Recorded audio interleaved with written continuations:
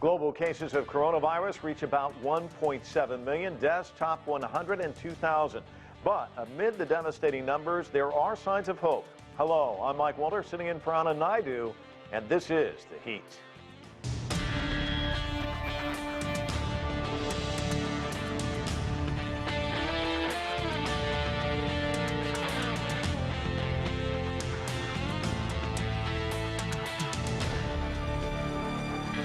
Millions of Christians around the world observe Good Friday without the usual church services as the global pandemic continues to take its toll. But on this Easter weekend, there are some indications that protocols put in place to fight the virus may be having an impact. In China, life is beginning to return to normal. In Wuhan, where the outbreak first took hold, the city reopened following 76 days of almost complete lockdown. And in New York, where more than 7,800 people have died from COVID-19, the number of virus patients in intensive care has now dropped for the first time since the outbreak began.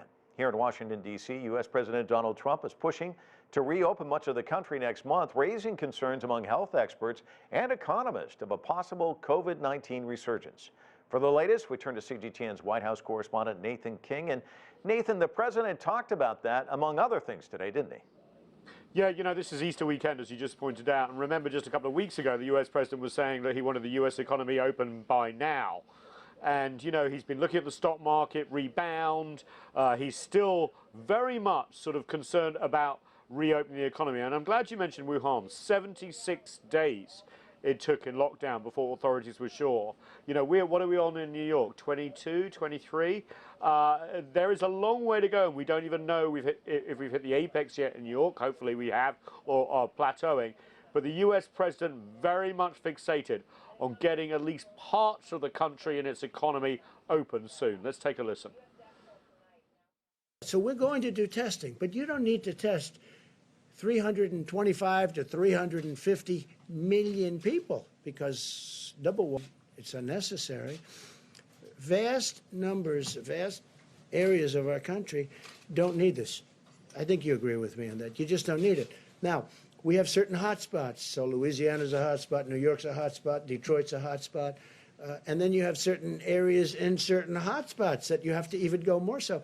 And we're doing all of that. Yeah, well, the U.S. president apparently is going to be setting up a new task force. There's several different ones, sometimes arguing with each other behind closed doors. But this one focused on opening up the U.S. economy. Apparently going to get details about that after the Easter weekend sometime on Tuesday. But I can tell you, Mike, that literally seconds after the U.S. president was sort of spelling out how quickly he wanted to reopen the economy.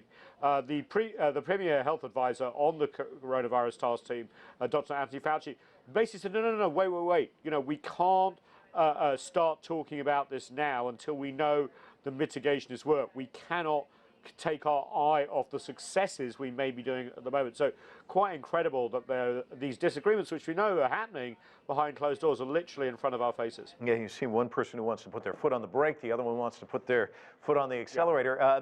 Let's turn to politics, though. Big news this week is Senator Bernie Sanders dropped out of the race for president, ceding the Democratic nomination to former Vice President Joe Biden. And there are these polls out which give President Trump rather mixed reviews on his handling the pandemic. Yeah, polls are like belly buttons, one political consultant told me. Everyone's got one. So you have to really take them with a pinch of salt, especially 6 months before an election and also in the middle of a global pandemic. You know, how is that going to affect the election? But, you know, the U.S. president is obsessed with polls and TV ratings, by the way. He's been tweeting about his ratings on these briefings, if you can believe it. And he doesn't like what he's seeing because he got a post sort of pandemic bump, if you like. You know, in times of tragedy, people do rally around the president. You remember George W. Bush with ratings of 70, 80% in the weeks and months after the 9/11 tragedy. But the US president went above 50%. Now we're seeing his numbers below, especially when you rank how he's reacted to this COVID-19 crisis compared to governors and others. And, you know, Joe Biden polls, okay, this happened this week, so there's only been a few polls. But the ones we've seen nationally put him ahead of President Trump of anywhere between 4 points and 11 points, which must be worrying for this White House. And in fact, there's a lot of reporting around the fact the US president, as we know, appears daily here behind us for these coronavirus briefings, and tries to act presidential and in a way also rally his base. But a lot of Republicans are starting to say they're backfiring. Essentially, his tone is wrong, that he is continuing to criticize his political opponents, Joe Biden included, governors as well, the WHO, anyone who sort of wants to lash out at it. And, you know, in the time of this crisis where America wants to come together, is that the right tone or the right way? So it's very interesting. Is the US president running against Joe Biden? Is he running against the virus, if you like? Or is he actually running against himself? Very interesting. Thanks so much, Nathan. Yeah. Appreciate it. See you later. Again, that was CGTN's Nathan King reporting from the White House. The United States now has about 500,000 known cases of COVID-19, but the actual number, it may be a lot higher. An unknown number of people with symptoms are not getting tested. Earlier on, Naidu spoke with New York journalist Aldrin Gazio. He believes his entire family was infected with the virus. Anand began by asking him to describe those early symptoms. I started feeling like flu-like symptoms, body aches, headache, and then fever, low fever. And after like first day, couple of days, I lost the sense of smell and taste. Couldn't smell anything. So that's why I'm almost pretty much sure that it was COVID-19. So all those symptoms do point to COVID-19, but the reason you can't be 100% sure is because you were never tested. That's right. That's right. I didn't reach out to a medical facility or anything. I was just following the news, and I'm here in New York, and they're always telling us not to seek medical help if you're not having breathing difficulties. So if you got the flu-like symptoms, just treat it with Tylenol, lots of water, lots of rest. So that's what I did. And I canceled my health insurance back in January. So I was not covered. So I didn't have a doctor to call. So yeah, I can't be 100% sure because I wasn't tested. And I don't think I'm going to be tested soon. When you first got those symptoms, did you contact a doctor or someone in primary care or someone in the ER to find out what was going on? No, not really. Actually, I fell ill first. I live in a small apartment here in New York with my family, my wife, and my son. And my mom came to visit from Florida. Unfortunately, she got stuck here with me. So I just isolated in my bedroom the whole time. I was ill for like 5 weeks, and I did not contact anyone. But then my wife started feeling the symptoms, my son and my mom. So when they got sick, I actually called New York Health and Hospitals here, and they said the same thing.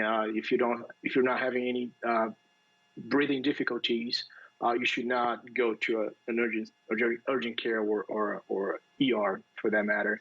And I called my son's pediatric clinic, and they were following, giving us a call every day to check on him. And but he was sick for like a couple of days only, and I was pretty in a bad shape for 5-6 days. And my wife got sick. She was bad. She was ill for 5-6 days as well. I'm glad that my son is 10 years old. He was sick for just a couple of days. Fever, all the flu-like symptoms, very body aches, body pains, and headaches. But yeah, so I called the doctor after he got sick, and actually reached out to my mom's doctor in Florida. And if she was there, he would have sent her to test. But she was here stuck with me in the apartment. And here we are this is day 23 for me inside the apartment. You've been in the apartment with your family since March 15th. You've recovered, but you can't be totally sure about that. So you're not totally sure whether you're now immune from this virus, are you? Exactly. I don't know. That's why I'm staying indoors. I'm staying inside the apartment. I'm not sure if that was really COVID-19. If it wasn't, and I go out and I contract that, just spread it to my family here. So I'm afraid. So we're at, buying groceries online, get everything delivered. So we're not even going to the laundry room in the building. We're just inside the apartment. So you say this is your 23rd day of isolation. How much longer do you plan on being in isolation? Well, I'm actually counting on the news for that. I'm watching Governor Kamala every day, see what he says. I guess the situation is starting to get better here in New York City. The stay-at-home policy, let's say, it's been extended for another couple of weeks, at least to April 30th, I guess. So I'm planning on staying home for the rest of the month. I think so. If nothing changes, let's hope for the best and watch the news. That's what I do. Aldrin, you also suffered a double blow because, as I said, all these symptoms point to the fact that you did get the coronavirus. Your family got it as well. You got COVID-19. Then you were laid off by your company. So you are now, Yes. you're now jobless. You've joined the ranks of those who are jobless. So how do you go about looking for a job right now when you're isolated? It is kind of hard because, well, there's not much I can do besides applying for jobs online. But there's not many companies there. There are not many companies there hiring, right? So that's definitely not a good time. But yeah, I was laid off due to that economic crisis that COVID-19 is imposing on us, and it hit the company as well. So they laid off we was a small company, and they had a few guys working in the U.S. So we were laid off. I guess 3 people, but they kept the ones in Portugal. It's an international company. But yeah, it's kind of hard. There's no horizon, right? There's no trying to keep myself in good spirits and everything. But I know it's a difficult time, not only for me but for everyone. And for all the industry, all economy in the U.S. and all over the world. So I don't know how to proceed. Just got to keep looking on the internet, online, applying for jobs online, and that's all I can do for now. Certainly, these are very uncertain times. Aldrin, we wish you and your family well. Thanks for your time. Thanks for being with us. Thank you. Appreciate it. Thank you. Well, there's a lot to talk about. Let's get to our panel. Shindo Xu joins us from Beijing. He's the host of CGTN's Dialogue Weekend and a senior fellow with the Pengall Institute. Dr. Gary Morsch is in New York. He's the founder and president of COVID Care Force. And with us from Knoxville, Tennessee, is economist and CEO of China Rising Capital Forecast, Sarah Xu. Sarah, why don't I start with you? COVID-19, it's having a devastating impact on the global economy. The World Trade Organization's come out with a variety of scenarios. I mean, the best case looks at basically like the Great Recession we saw about 12 years ago. Worst case would be the 1930s depression. So either a recession or depression, which one do you think it is, and how long are we stuck in it? Right. Well, it appears that we're already going into a depression. It is, especially in the United States, it is of great concern, especially for poorer nations that are really dependent on working day to day for feeding their own families. And so, it's really making life tough in developing countries like Nigeria and some South Asian countries as well. In the U.S. as well, people are suffering. In China, small businesses have really taken a hit. They have faced difficulty in getting back to work. A lot of them in China are already open, about close to 80%. But business is less than normal for a lot of these companies. In the U.S., we're looking at a lot of companies that may have to fold due to a lack of business, and simply they just don't have enough funds to carry on for more than 1 or 2 months. So it's a very dire situation. Yeah, we heard our guests say no horizon. I mean, it is bleak out there for a lot of folks. Shindo Shu, Sarah was bringing up China, Wuhan, finally, the doors opening up, people out, able to get outside after 76 days of basically being cooped up, this lockdown. Talk to us about the local economy and what's happening, because even though it's opening up, I mean, we've shown there's still social distancing in a lot of these restaurants, not as many people packing in there. Talk to us about what you've seen there in China as far as the economy. Well, that's right, Mike. If you look at the situation like in Beijing, I was out over the weekend, last weekend actually, with my daughter and to spend some time in a nearby park over there.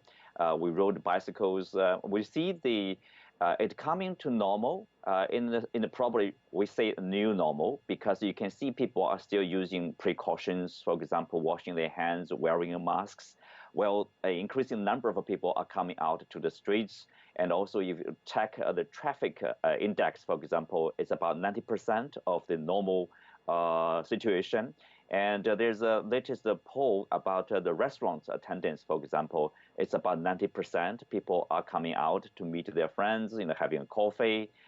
So yes, people are still using the mask. At the same time, people are trying to coming back to the normal business, personal activities. But then at the same time, in Beijing and Wuhan, you can see the testing are still going on because this asymptomatic infections over there in Wuhan and also in Beijing, for example, because of the arrival of a lot of Chinese students coming back from overseas. Most of them are Chinese students.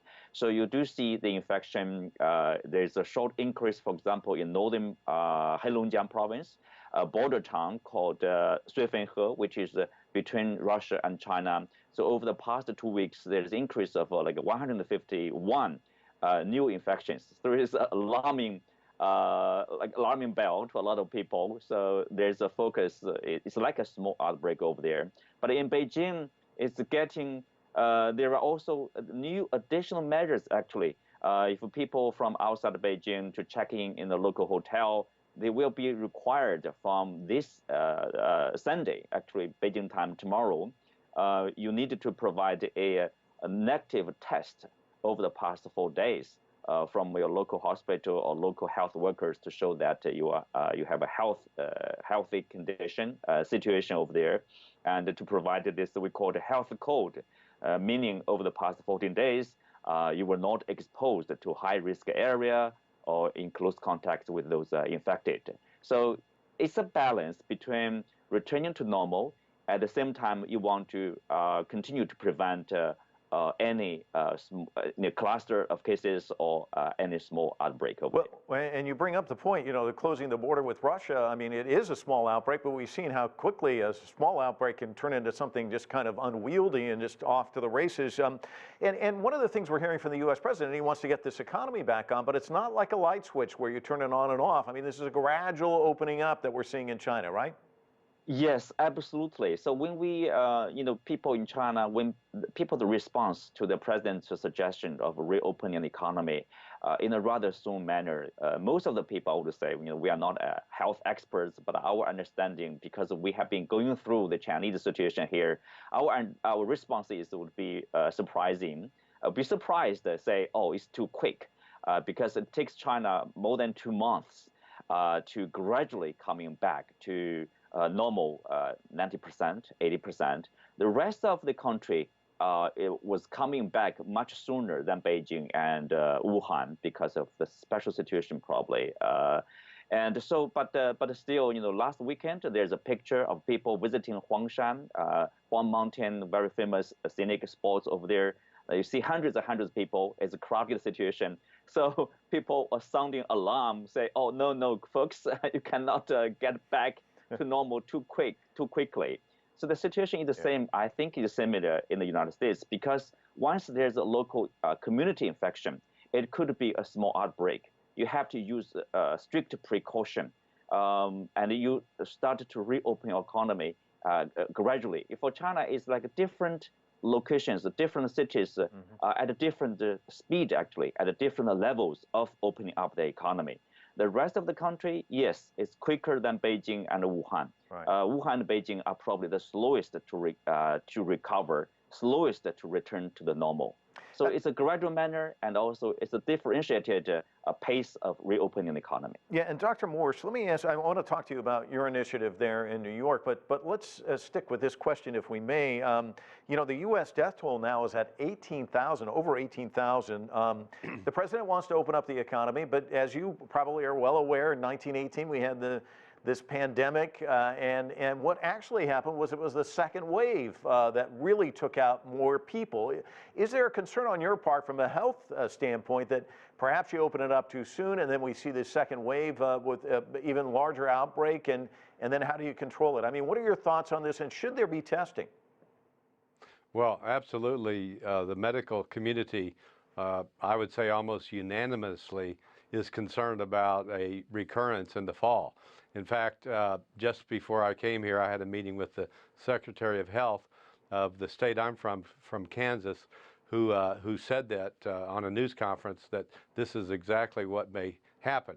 This summer, things will get better. The incidents will go down. Everyone will get very kind of comfortable, back to normal, and then the recurrence could come back in the fall like it did with the Spanish flu and actually come back much worse. So that is a possibility that we need to prepare for.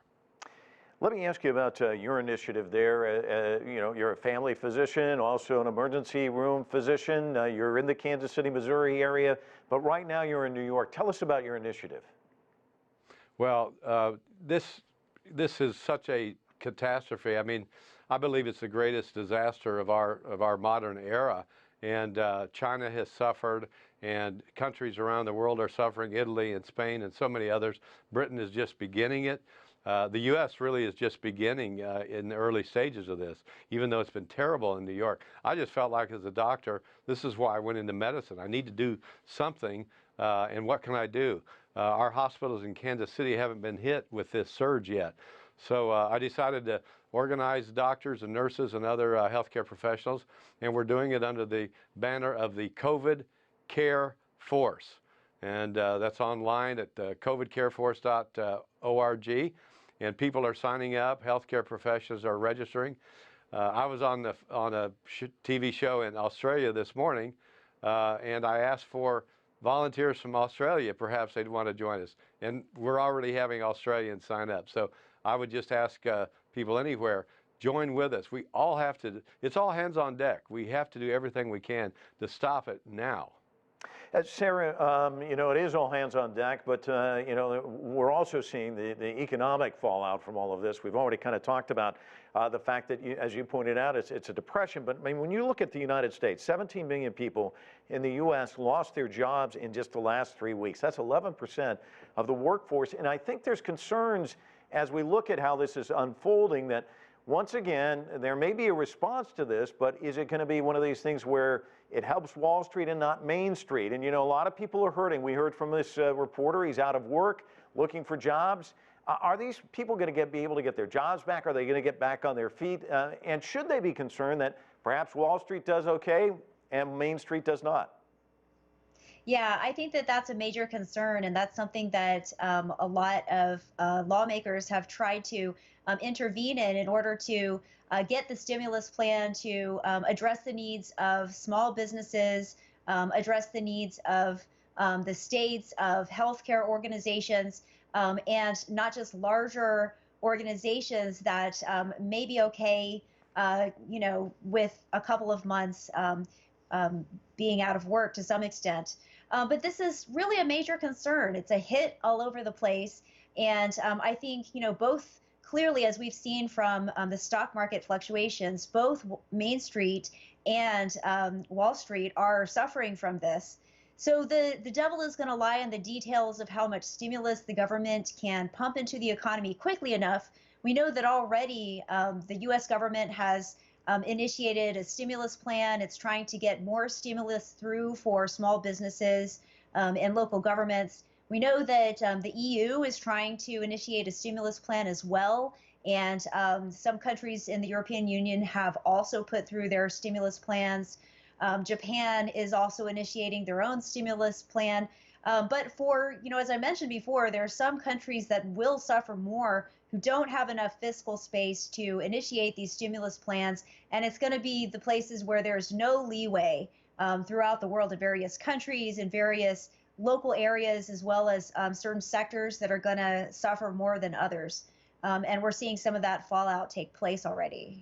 Shindo, the China's National Health Commission said that there were 42 new cases of coronavirus on Thursday. That's down from 63 a day earlier. But what are the concerns there? I mean, Gary was talking about a possibility that there could be a resurgence. It could come back in the fall. What about the level of concern in China as people go about their daily business? Mm-hmm. Well, it is. There are signs of course, like for people in general, letting off their guard a little bit. People, people say, there's zero local infection for like a month or almost a month time. For example, in my community, they are basically for never local communication. So people more or less feel relaxed a little bit. But at the same time, the government is vigilant. Government at different levels are urging people, don't let your guard down over there, because we still have like people coming back from overseas. And there are some positive cases. For example, there's still a daily briefing, like every day press briefing, 2 or 3 press briefings about the situation in Beijing, in Wuhan, and the national situation. So 42 new infections, that's a confirmed new cases. But if you look at the total number of asymptomatic cases, there are more than 1,000. So now people are focusing on those groups of people showing no symptoms. Okay. Health experts here say that they represent a small portion of these total cases over there. And also there's a confirmation that, yes, they are contagious during the period to develop symptoms. More or less like during this incubation period. Right. Gary, let me ask you about, we've seen you've obviously gone to disaster areas like Nepal. That was 2015, to China, the Sichuan earthquake in 2008.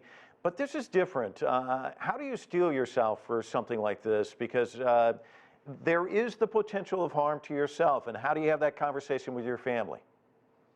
Well, my kids are grown, and I have grandchildren, and I want to be an example to them too of sacrifice and willingness to serve even in the worst conditions. I signed up to join the military as a volunteer doctor, so this has been a part of my life. And I did tell my team before we left, I said, you need to understand that if enough volunteers come to New York, some of us will get the virus. And so we need to accept that. But I want to say one thing. The real heroes are not the volunteers. It's the people that have stayed here, that have lived through this, that are working in the hospitals. And they didn't choose this. They didn't choose to volunteer. It just happened. Yeah. But they've stayed on the job. And some of them have died, and many of them have gotten sick. That's why we're here. Okay, we're going to have to leave it there. Thank you to all of our panelists, and that is it for this edition of The Heat. I'm Mike Walter in Washington, D.C. Thanks so much for watching.